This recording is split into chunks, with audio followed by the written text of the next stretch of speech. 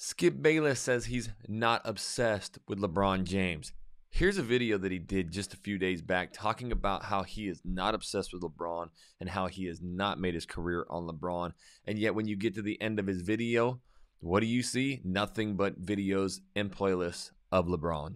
Welcome back to the NBA White Guy channel. I like to discuss all things NBA about basketball, how these players can play together. We don't worry about the contracts and the legalities. It's just straight up, can these players hoop together?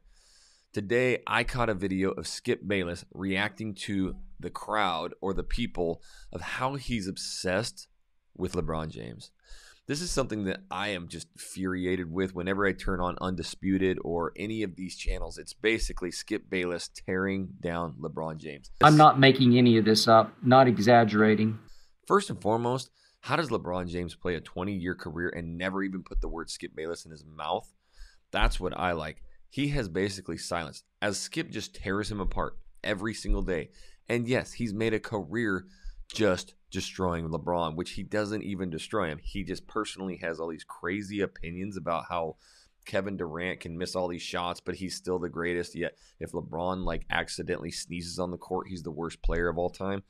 And yet he comes on and tries to defend himself as he hasn't made a career making fun of LeBron. But as I showed you at the beginning, his whole entire video library that comes up after his video is all hate towards LeBron.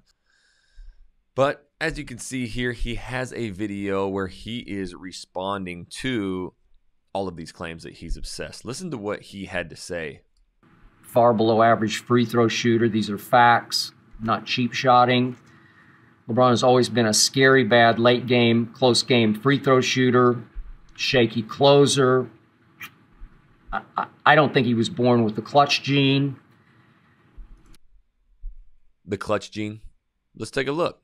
So here's just a few of these.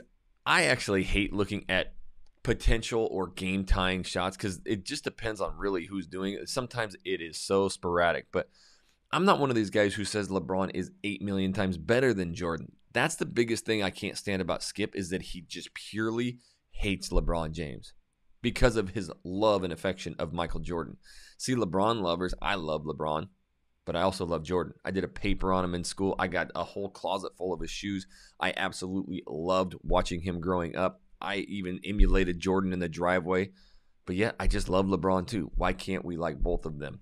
The pure hate and the, oh, who's the GOAT, all that, especially coming from Skip, I think it's all just garbage. But you can look at a bunch of these. I mean, go-ahead shots in the final 5 seconds of the fourth quarter or overtime. James, 4. Jordan, 3. Field goal percentage, about the same. Where's this clutch gene? And I get it. You've got the one shot right here where he's kicking Craig Ehlo. Hey, I scored my first 2 buckets in college against Craig Ehlo. He came in. It was like this Northwest all-star team. It was my first year of college basketball. And the dude who was guarding me, Craig Ehlo. So LeBron or MJ hit his game winner on him. I got my first 2 buckets on Craig Ehlo. Hey, if you think that Skip Bayless has made an entire career off his obsession of LeBron James and his hatred, hit that like button right now. If you don't, hit the dislike button. Comment down below also, do you think that he is right in talking about the GOAT decision? I think he is so wrong with the GOAT. But I also like, a few of these other ones where most points per game when facing elimination, and it's all postseason, so if you actually count up all of the regular season stuff too, I think LeBron has quite a few more attempts. I don't know if the percentage is well, but who cares? This is postseason. See, when you talk about clutch, it's usually about the postseason. That's when if you've played in these games, I've played in some championship games and playoffs through college, and from the jump, from 6 hours before the jump, you are tense, you are shaking.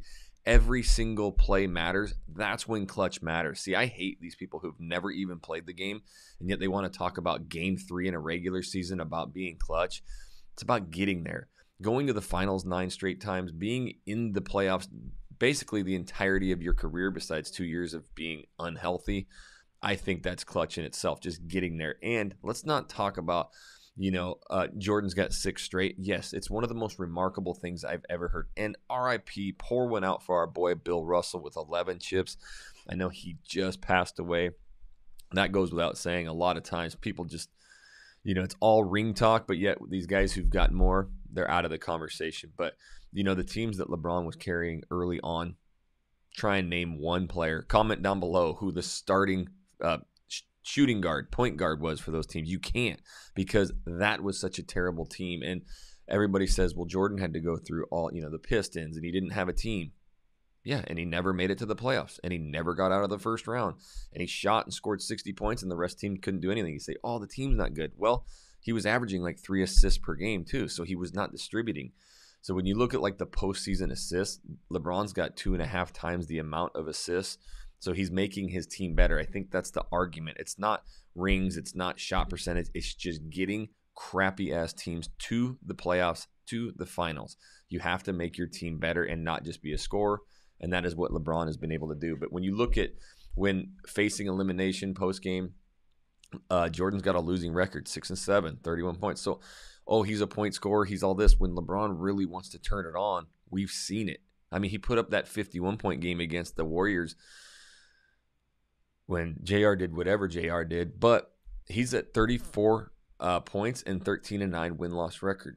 Again, the whole topic comes back to Skip Bayless basically making a career, and his point was that he has 58,600 tweets over 13 years of being on Twitter. And someone pointed out that he has 50,000 tweets about LeBron James. And he goes into this whole love of the Cowboys and how his ratings spike when he talks Cowboys. I don't doubt it, but let's talk facts. The majority of everything that comes out of Skip Bayless and what he's known for is not the Dallas Cowboys. Yes, he talks about him a lot. He's a homer since he was 10 years old, but it's all LeBron. It's the LeBron hate, and that's the one thing that I can't get. And that's the one thing that you just can't deny. He has literally trashed this man for so long, and his opinions about how, oh, Kevin Durant took this team to Brooklyn, and by one little clip of a toenail, he missed the game winner to beat Giannis, who won the finals. Well, yeah, his foot was on the line. They went to overtime. He went 0 for 6. He airballed the game winner. Skip, why don't you talk about this kind of stuff? Why don't you talk about the true facts? Not just the little pieces that you like to pull out that makes your look and obsession on LeBron look even worse. So when you're going to compare these two, the Jordans versus the LeBrons, have valid points. Look at the entirety of these things. Admire both. Having a 20-year career basically hating a human being who has never even said your word out of his mouth and also has never been in any kind of trouble. All the teammates who've ever played with him love him, who has showed up to the gym before any other player on the team, who has left after, who has made schools for kids, who has done so many amazing things, and yet you just want to tear this dude down. That means you're obsessed, and you've made a lot of money doing it. And again, when we go back to this, I'm not making any of this up, not exaggerating. I hope you enjoyed that video. Look at you ready for more? Make LeBron, sure you LeBron. I'm not making any of this up. Content. And he went back in there to talk about some of the regular season stats that he had last season, which was the 2021 season with the Lakers, about his 3-point percentage and his free throw percentage, and how he was more of a detriment than Russell Westbrook, as he likes to call him. Let's be serious. If you even have 2 eyeballs or 1 eyeball and the worst vision, you could see that LeBron was not as bad or as detrimental to the Lakers as Russell Westbrook was. And I don't even think from a pure baller perspective that Westbrook was too bad. It was just this chemistry, and I know what it is. When you get out there and you are used to your whole entire career running the point, running the show, directing everybody, going 100 miles an hour and playing a way that you play, coming into not only the LA Lakers, which is your home field, which now you've got to be there with LeBron James, who does run. When you talk about it, I just heard a podcast with Kyle Kuzma the other day, and he talked about accepting his role with LeBron. And he said, are you dumb? Why would you not? I get to learn from LeBron. We won a championship. People throw Kyle Kuzma under the bus all the time of he's trash, he's this. The dude came into the league as a walking bucket, 20 points, almost 10 boards. Like, he was straight killer. And he went down towards the end of the finals and the bubble and the playoffs. Obviously not averaging near 20, but he was the 3rd leading scorer on the team. But he also said, I've got to play my role. LeBron had me in the wing, hitting shots, and he did that.